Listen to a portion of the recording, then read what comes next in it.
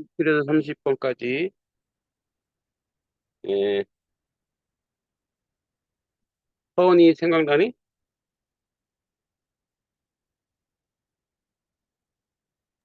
잘 만나요. 어? 잘 만나요. 아니, 맞은 거 몇 개야? 두 개? 개? 생소한 소설이었지. 신지는?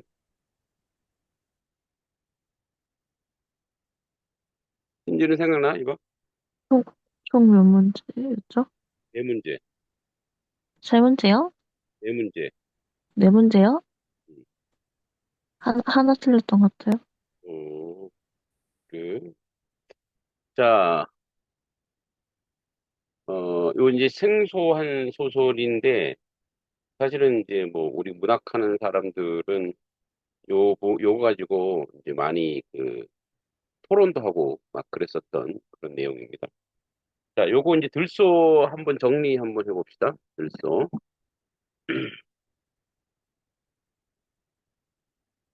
이문열의 들소. 이렇게.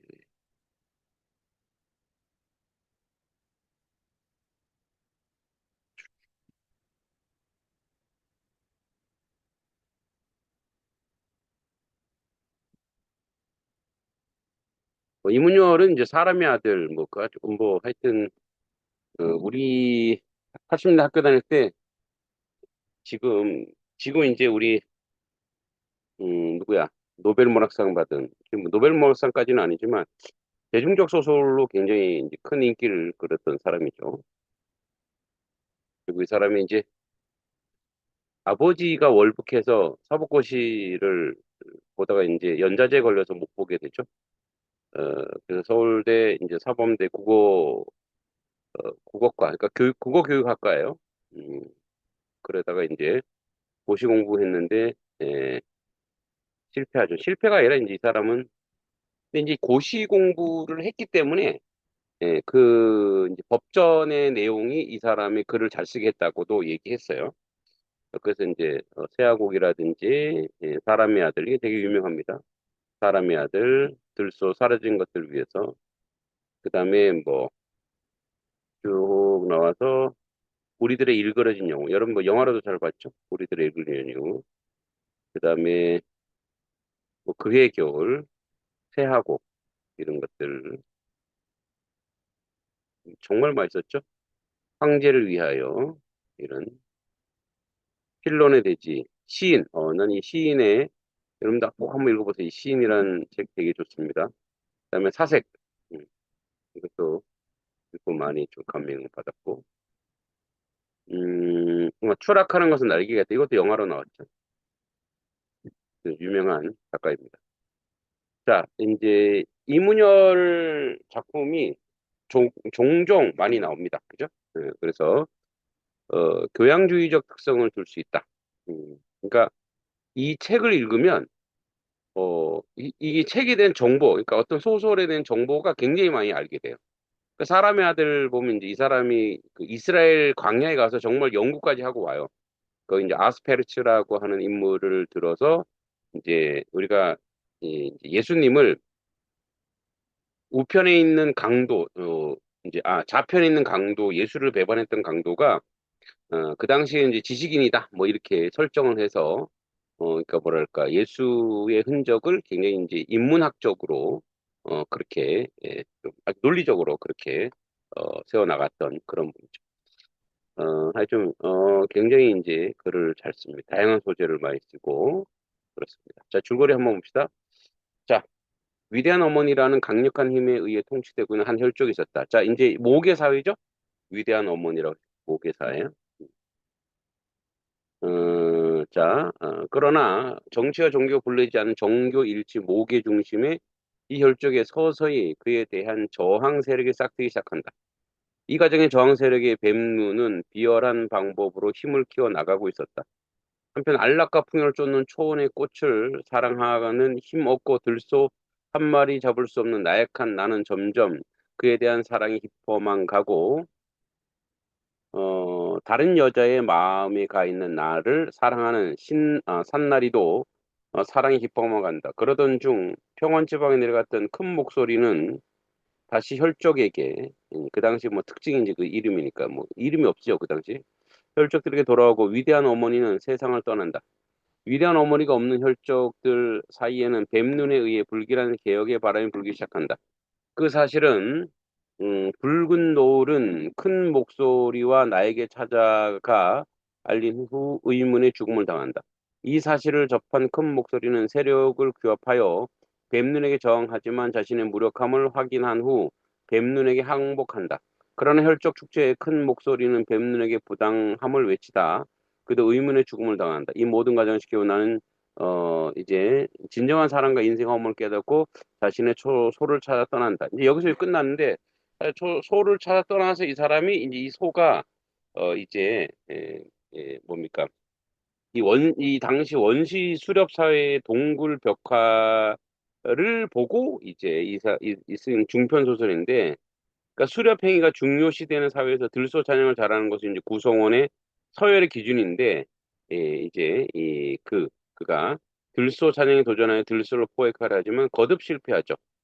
그런데 이 사람은 이제 섬세한 감수성과 예술적 재능을 가진 그는 동굴로 들어가 자신만의 방식으로 들소를 잡으려 하고 필생 기를 쏟아 들소 그림을 실물과 흡사하게 완성하죠. 그러니까 들소를 잡지 못하지만 그 물질적인 거를 무엇으로 승화시켜요? 예술로 승화시킨다고 하는 그러한 이제 배경이 이 안에 들어 있습니다. 이걸 이제 유미주의인데 이제 미를 어, 이제 추구하는 거, 유미주의예요. 그래서 뭐 한번 쭉 읽어보면 들소는 신석기 시대를 배경으로 하여 예술의 본원적 의미에 대해서 질문을 던지고 있는 인물의 초기 중편 소설이다. 인간의 수행하는 대부분 노동이 사냥이나 전쟁 같은 일차적인 생존을 위해서 투자될 수밖에 없었던 신석기 시대를 시간적 배경으로 하여 이문열의 과연 예술이란 무엇인가? 그죠?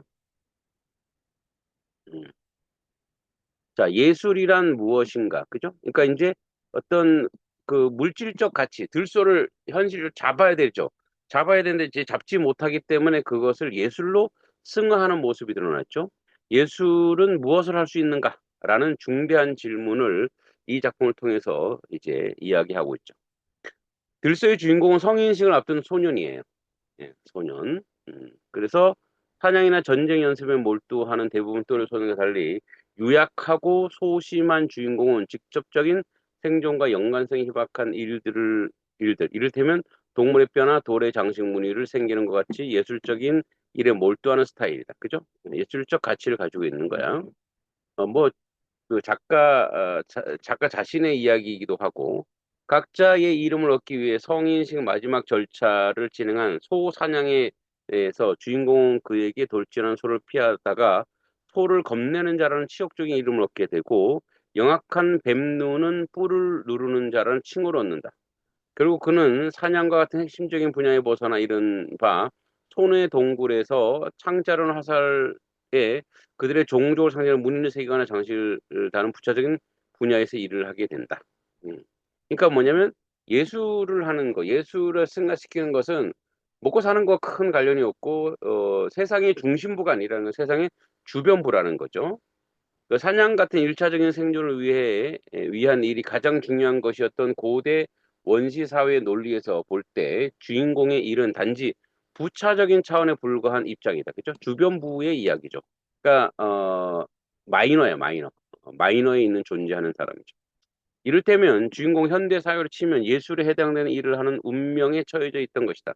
그 사회에서 이러한 주인공의 운명은 영원히 천대받는 운명이었다. 용감한 용사들이 던져주는 양질의 고기를 감지덕지하면서 받아 먹을 수밖에 없는 운명. 주인공이 그토록 사랑했던 초원의 꽃이 결국은 풍성한 먹을거리에 걸려 찾는 주인공으로 이제 이거 뭐야?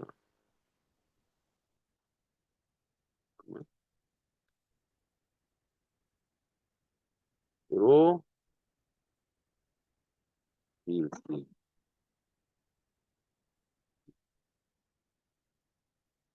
공복으로 뭐 변모한다는 거죠. 뱀리를 선택하는 것을 가만 그러니까 변신하는 거죠. 예. 야, 조용히 해. 지켜볼 수밖에 없는 그러한 운명이었던 것이다. 사냥에 적극적으로 참여하는 용사들에 대한 본능적 컴플렉스와 피해의식을 지니고 있던 주인공은 그 위대한 어머니의 배려로 신비의 동굴을 옮겨와 점차 자신의 운명을 순응하면서 뱀눈의 제의에 따라 권력의 창출과 권력을 장식하기 위한 상징적인 그림을 그리게 된다. 그죠? 예술가로서 이제 본격적인 길을 걷죠. 그 대가로 그에게 풍족한 고기와 가죽이 주어진다. 주인공 자이반 타이반을 권력에 기생하는 기능공 예술가의 길을 묵묵히 걸을 수밖에 없었던 것이었다.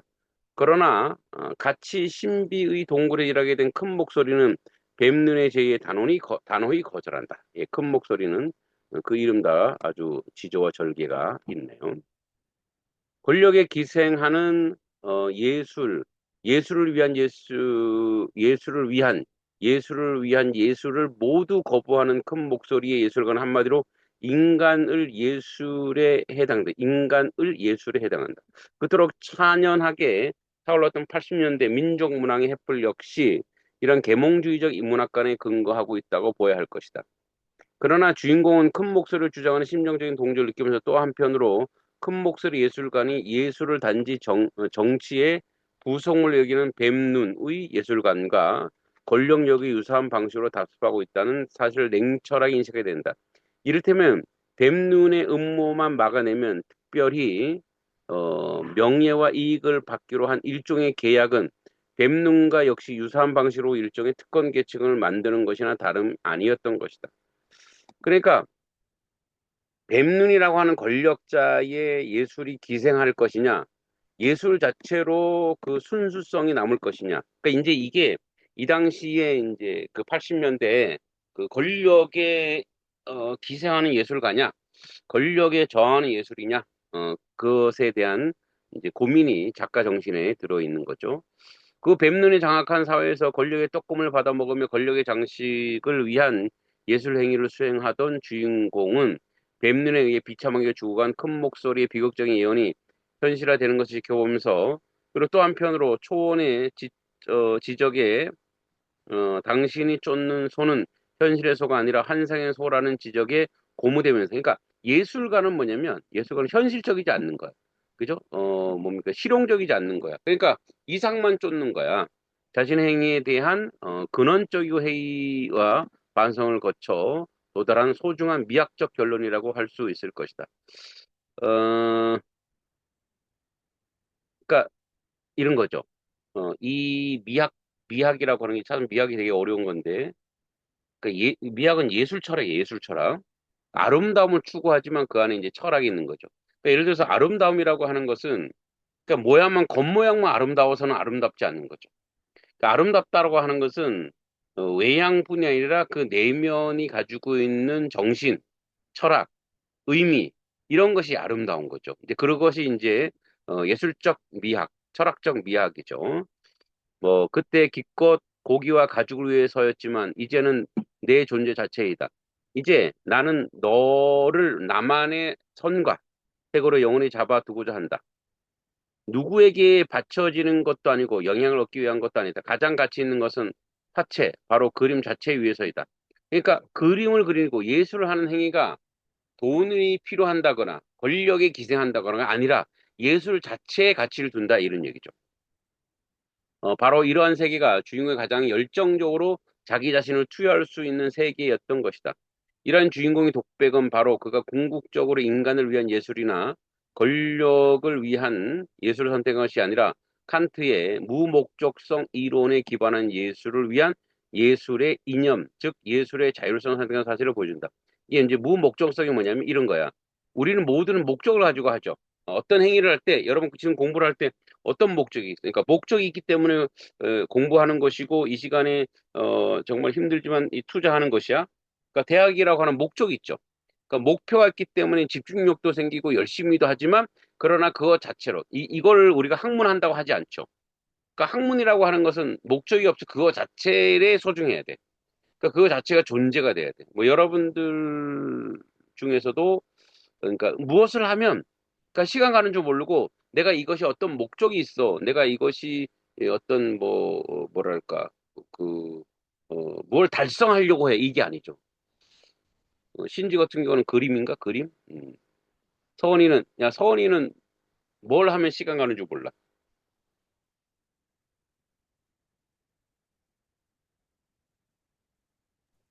친구랑 대화하면? 음, 친구랑 대화하면, 음, 아, 그래? 친구랑 대화하는 거, 그 시간 가는 줄 모르는구나. 근데 그것도 예술인가? 뭔가 소통하는 거? 소통의 예술. 시원이는 뭐, 축구겠지? 축구할 때, 그죠? 목사님은 글 쓸 때. 이제, 최근에 책을 한 권 냈지만, 요번에 다시 이제 책을 쓰고 있는데, 요거는 판타지야, 판타지.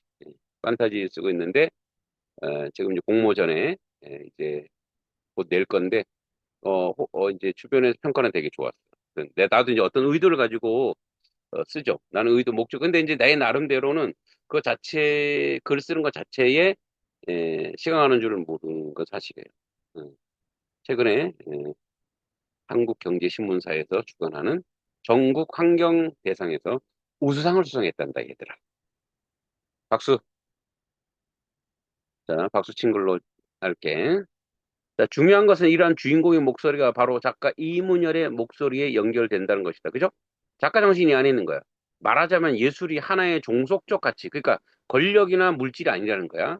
가치로서 어떤 목적을 위한 수단의 도구가 아니라 그 자체로서 독자적 의미를 지니고 있는 가치라는 것이다. 바로 이문이 강조하는 전언. 그러니까 이 사람이 추구하고자 하는 것이 바로 이거였다는 거예요. 네. 이런 이제 내용을 가지고 우리가 이 들소를 보면 조금 더 들소가 확 다가오겠죠. 자, 그러면 봅시다. 지문을 읽고 문제를 한번.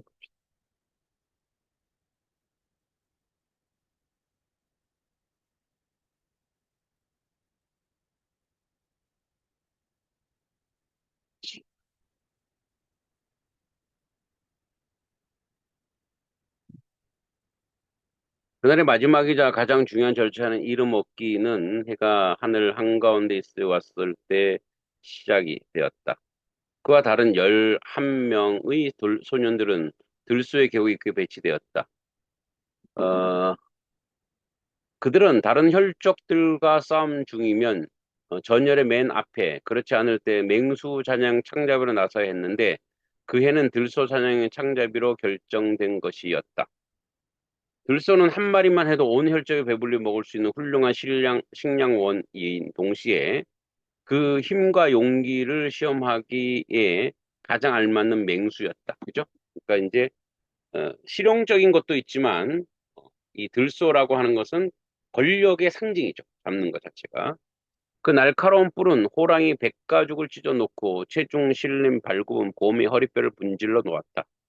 소년들은 흥분과 초조 속에 멀리서 소를 몰아오는 아버지들의 은은한 함성을 듣고 있었다.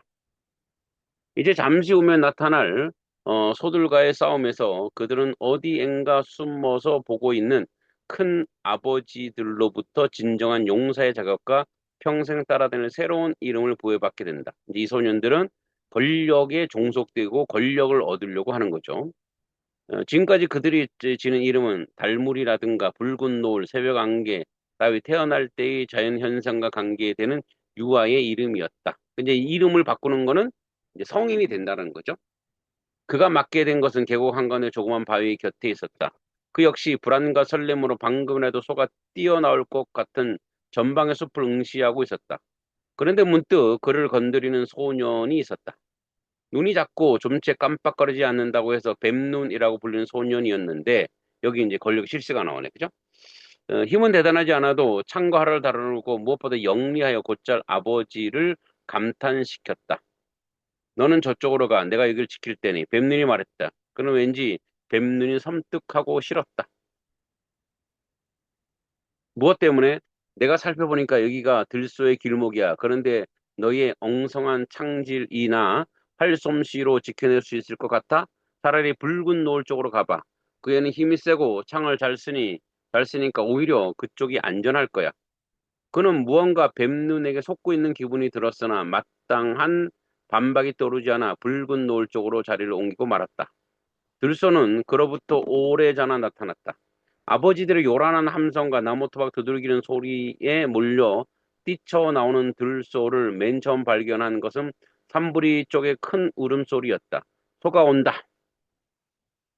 이렇게 시작한 그의 목소리는 결국 그 들소의 심장이 완전히 멎을 때까지 계속된다.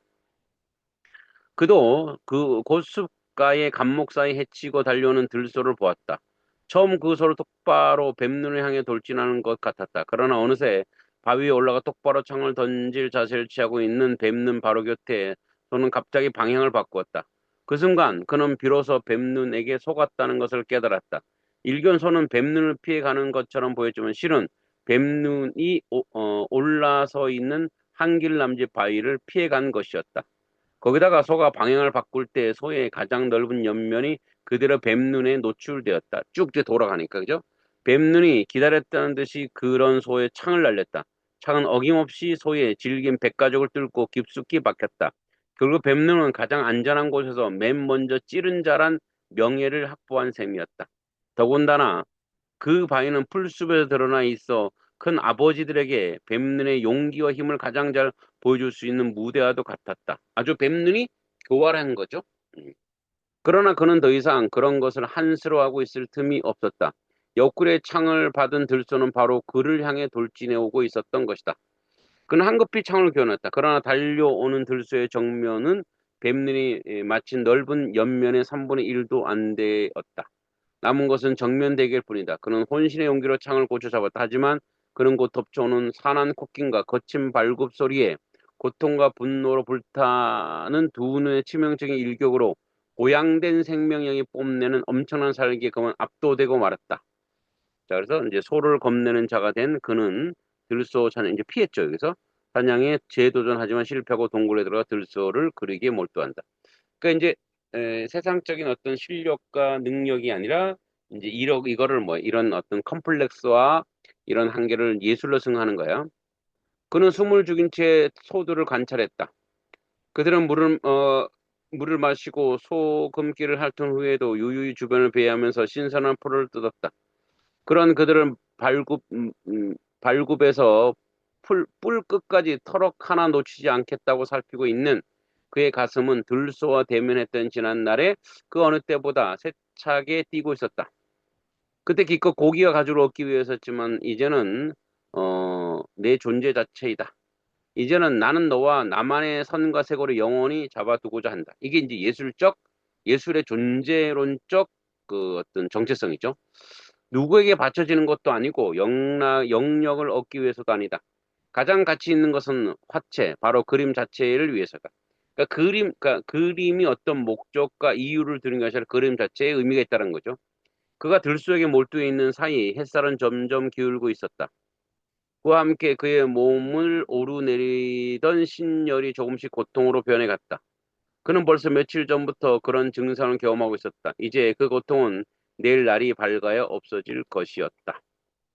갑자기 한 줄기 서늘한 바람이 그를 재채기가 났다. 그는 심한 재채기가 났다.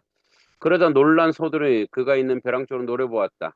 하지만 공격할 만한 곳이 못 된다고 판단된 듯 몇 번 위협적인 콧기운을 내뿜더니 어슬렁거리며 숲속으로 사라져버렸다. 몹시 기분이 상했다는 식의 걸음걸이였다. 동굴로 돌아온 그는 서둘러 준비해둔 간솔가지에 불을 붙이고 동굴벽에 돌출한 바위 위로 올라갔다. 이제 소를 관찰하고 연구하고 이제 그리기 시작하는 거죠. 자, 손만 뻗으면 천장에 들소 그림이 닿은 곳이었다. 그는 근처 바위 틈새에 불붙은 간솔가지를 꽂고 그 불빛에 의지해 방금 보고 들온 들소의 모습을 천장벽에 옮기기 시작했다. 채색을 하기 전에 마지막 마무리 작업이었다. 어렴풋한 윤곽으로 떠올라 있던 손은 수지에 갠 검댕으로 점차 선명한 형태를 이루었다. 날카로운 눈으로 전방을 응시하며 앞다리를 힘을 모은 수소였다. 소묘가 완성되자 그는 잠시 그 소를 들여다보았다. 문득 자기에게 덮쳐오는 엄청난 생명력이 사라져버린 것 같은 느낌에 불만스러웠다. 아마도 정지된 자세 때문인 것 같았다. 그것을 보충하기 위해 그는 엉덩이 쪽을 더 살리고 뒷다리 앞으로 굽게 했다. 질주에 오다가 우뚝 멈춰선과 같은 약간의 생동감이 살아났다. 그때 간솔가지가 다 타서 불이 꺼져 버렸다. 바닥으로 내려온 새로운 간솔가지 찾아 든 그는 거기에 불을 붙이려다가 곧 단념했다. 그림을 그리는 동안 잊고 있었던 오한과 신열이 거대한 피로와 함께 갑작스레 그를 짓눌러 왔다. 네. 자, 그래서 예술 자체의 의미를 두는 예술의 정체성에 대해서 작가 정신을 드러내고 있죠. 27번. 자, 이름 얻기에 대한 설명으로 가장 적절한 것은 자, 1번. 태어날 당시 명명과 달리 용기와 사냥의 능력을 시험함으로써 새롭게 정신을 부여받는 의식이죠. 그죠? 네. 그래서 힘과 용기를 시험하는 이름 얻기를 의식을 통해서 인물은 맨 먼저 찌른 자, 서로를 겁내는 자 같이 새롭게 정체성을 부여받죠. 그러니까 그걸로 이제 인정받는 거예요. 그게 그 이름이 이제 그게 권력이 되거나 그 이름이 이제 뭐야 비권력으로 몰려나는 그런 거죠. 그래서 1번이 맞죠. 음. 나머지는 뭐 이름에 대제되는 자연현상이 이런 건 아니고 신체 강정과 전투력을 보여줌으로 태어날 때 임무로 부여받은 공고 아니고요. 간섭에 따라 명명대 아니고 이름을 일방적으로 보이는 것과 달리 공동체 이익 이런 거는 나와 있지 않죠. 그래서 쉽게 답은 1번인 걸 알 수 있죠. 그죠? 여러분 이건 뭐 이거 틀리면 안 되고 28번에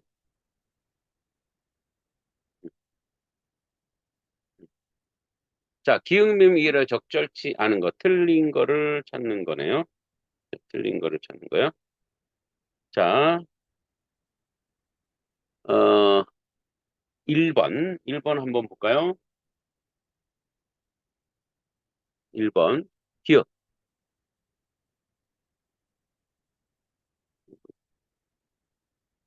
그는 날카로운 뿔과 호랑이 배가죽을 찢어놓고 체중 실는 곰허리를 분질러 놓았다. 네, 소를 얘기하는 거죠. 소의 그 어떤 힘. 대상의 특징을 잘 드는 부분을 부각하여 그것이 위력, 맞죠? 사냥했던 소년의 긴장감을 청각적으로 경험을 함께 제시하고 있다. 이는 소년들 흑모 초조 속에 몰래 소를 모르는 아버지의 은한, 그쵸? 청각적인 거 드러나고 있죠. 디귿은 뭔가 그 역시 불안과 설렘으로 방금이라도 소가 뛰어날 것 같은 전방의 숲을 응시하고 있었다. 지금 복합적인 심정으로 목표에 대한 대문을 기다리는 주인공의 모습이 드러나고 있죠. 리을. 자, 하지만 공익할 만한 것이 못 된다고 판단된 듯 몇 번이나 위협적인 곡괭을 내뿜 여성은 스스로 사라져버렸다. 관찰하고 있을 때 얘기하는 거죠. 리을. 인물의 심리를 대상을 투영하여 대상의 움직임 의도를 부여하고 있다. 자, 여기 이제 그가 이 사람을 관찰한 소는 움직임을 서술한 것이지 그의 어떤 심리가 소에 투영돼 소의 움직임을 의도를 부여한 것은 아니죠. 그래서 답은 4번이 되겠다. 이것도 쉬웠네요. 미음은 행동 연속적 제시를 통해 관찰 표현으로 이어지는 과정이 익숙함 드러나 있다. 맞고요. 자, 29번. 자,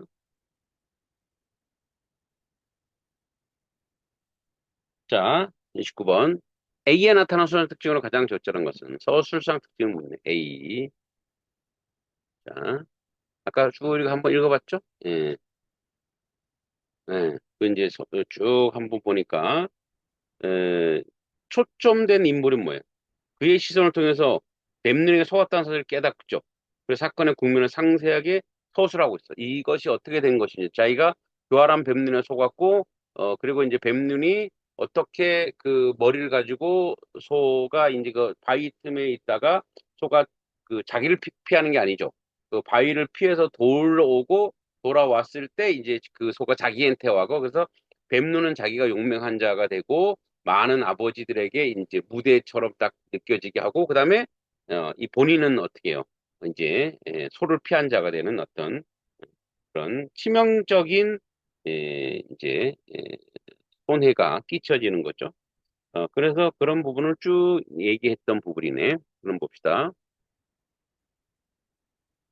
빈번하게 장면 저는 이 장면 한 장면만 있는 거죠. 초점화된 인물 시선을 통해 사건의 국면, 그죠? 상세하게 얘기하고 답은 2번이죠. 과거에서 아니고 사건의 인가 아니고 인용부 아니고. 자, 30번. 자, 보기를 참고해서 윗글에 감상한 내용으로 적절치 않은 것은 자, 이 작품은 들쏘는 주인공이 도달하고자 하는 욕망의 총체이다. 그죠? 들소를 통해 식량 자원이자 서열을 결정하는 기준을 삼는 공동체 유구 방식에 따라 들소를 포획하고자 했던 시도에서 실패한 주인공은 자신만의 방식으로 들소를 포착하려 하죠. 이 과정에 들소는 물리적인 살생의 대상에서 예술로 형성한 것으로 재규정하고 있습니다. 그러니까 틀린 거를 찾는 거예요. 1번. 훌륭한 식량원이 진정한 용사적을 얻고자 하는 소년들에 나서는 공동체 요구 방식에 따라 수렵 대상 들소는 포획하기 위해서 알 수 있죠. 그렇죠? 예. 돌진해 오는 들속에 황급히 창피하는 지방이 덮쳐오는 사나운 콧김과 거친 발급 소리에 공포를 느끼는 것은 주인공이 포획한 시도가 실패한 것임을 알 수 있죠. 예, 피했죠? 자, 그 다음에 오한과 신열에 의식하지 못한 채 그림 몰두하고 있는 모습은 들소를 포착하여 공동체 서열이 아니죠. 서열이 이거는 뭐야? 이제 예술적으로 승화했던 것뿐이죠. 3번이 답이 되겠고요. 엄청난 사기에 뿜어낸 들소의 생명을 두려워하는 데서 벗어나 이를 그림에서 온전히 담으려는 주인공의 모습이 자신만의 방식으로 들소가 포착하는 데 시도하는 대응하는군. 그죠? 예, 고기가 저렇게 맞아요. 네. 근데 이거는 그렇게 어렵지는 않았어요. 그죠? 어렵지는 않았어요. 자, 우리 내일은 요 30일과 34번까지 고전문을 할 테니까 혹시 기억을 살려서 한 번 더, 풀거나 한 번 더 정리해 보도록 합시다. 내일은 이제 작정해서 숨의 청심록, 또 이 숨의 청심록이라는 작품을 내일 한 번 더 정리를 해 보겠습니다. 자, 오늘 수고했고, 내일은 모의고사 풀어서 올리세요.